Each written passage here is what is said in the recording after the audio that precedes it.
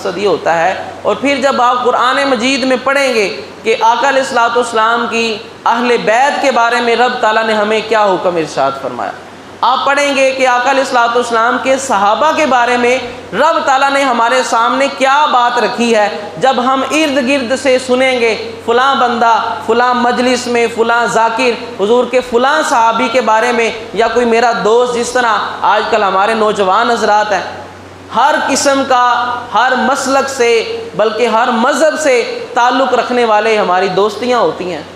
اور جو بھی اگر میں دین کے بارے میں زیادہ دلچسپی نہیں رکھتا، میرا جو دوست ہے وہ کسی اور مسلک کسی اور مذہب کا ہے، وہ اپنے دین میں بڑی دلچسپی رکھتا ہے، میرے پاس نالج نہیں ہے، اس کے پاس نالج ہے، وہ مجھے اپنی باتوں میں بہکا کر مجھے اپنی طرف کھینچ کے لے جائے گا۔ تو کسی بھی طرف جانے سے پہلے ہمیں یہ پتہ ہونا چاہیے کہ آیا ہمارا جو عقیدہ وہ قرآن کے مطابق ہے، جس کی طرف وہ ہمیں کھینچ کے لے جا رہا ہے، ہمیں مائل کر رہا ہے، کیا وہ کوئی کام قرآن کے خلاف تو نہیں کہہ رہا۔ اور ایسی گفتگو آج کے دور میں سنی جاتی ہے، آقا علیہ الصلوۃ والسلام کی اہل بیت کے بارے میں بھی لوگ برے الفاظ استعمال کرتے ہیں، حضور کے صحابہ کے بارے میں بھی استعمال کرتے ہیں۔ تو وجہ کیا ہے؟ حالانکہ قرآن مجید میں رب تعالیٰ نے ارشاد فرمایا وَلَوْ كَانَ مِنْ عِنْدِ غَيْرِ اللَّهِ لَوَجَدُوا فِيهِ اخْتِلَافًا كَثِيرًا، اگر یہ قرآن رب کے علاوہ کسی اور شخص کا ہوتا، کسی اور بندے نے اس کو لکھا ہوتا، تو اس قرآن میں تم اختلاف پاتے،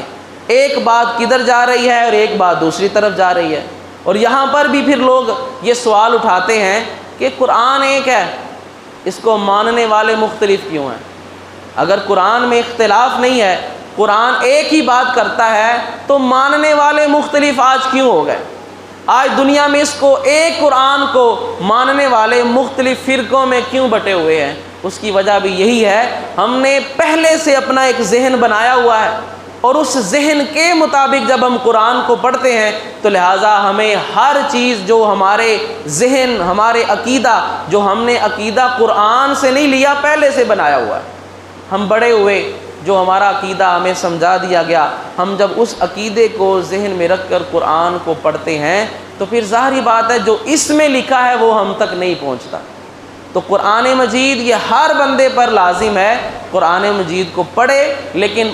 ترجمہ پڑھنے کے بعد یا چند اس کی آیات کے مفہوم پڑھنے کے بعد، جان لینے کے بعد اپنے آپ کو دنیا کا بڑا عالم یا بڑا مفتی سمجھنا شروع نہ کر دے، صرف یہی سمجھے کہ میں نے ابھی اس کا کچھ مفہوم حاصل کیا ہے۔ اس لیے بعض لوگ یہ منع کر دیتے ہیں کہ عام بندہ قرآن پاک کو ترجمے سے نہ پڑھے، اس وجہ سے منع کرتے ہیں تاکہ ہر بندہ ہی مفتی نہ بن جائے، ہر بندہ ایک دوسرے پر فتوے لگانا شروع نہ کر دے۔ تو قرآن مجید پڑھنا یہ ہم پر لازم ہے، لیکن اس کی حدود ہیں، یہ گرامر عربی کے اندر ہے۔ ہم جب کسی بھی بندے کا ترجمہ پڑھتے ہیں تو ہم اس بندے کے ذہن سے قرآن کو سمجھ رہے ہوتے ہیں، اور اگر ہم نے خود عربی سیکھی ہو تو پھر ہم ڈائریکٹ عربی سے قرآن کو سیکھتے ہیں۔ تو یہ ایک عام بندے میں اور ایک عالم میں یہ فرق ہوتا ہے، لیکن ہمیں کم از کم قرآن مجید کی 2-4 آیات، قرآن مجید کا ایک آدھ رکوع ہمیں روزانہ ترجمے کے ساتھ پڑھنا چاہیے۔ باقی باتیں بعد کی ہیں، کم از کم ہمارے اخلاق تو بہتر ہو جائیں۔ اب بعض لوگ کہتے ہیں یار کس کا ترجمہ پڑھیں، یہ ایک بہانہ ہوتا ہے ہمارے نزدیک، کس کا ترجمہ پڑھے، کوئی کہتا ہے وہ صحیح ہے، کوئی کہتا ہے وہ صحیح ہے، اب ہم کہاں پر جائیں؟ بھئی آپ کہیں پر بھی نہ جائیں، آپ قرآن پڑھیں۔ ہر مسلک والا یہ تو کہتا ہی ہے کہ جھوٹ حرام ہے، ہر مسلک والا یہ تو کہتا ہی ہے کہ کسی کو دھوکہ دینا یہ حرام ہے، ہر مسلک والا یہ تو کہتا ہی ہے کہ حرام کھانا وہ حرام ہے۔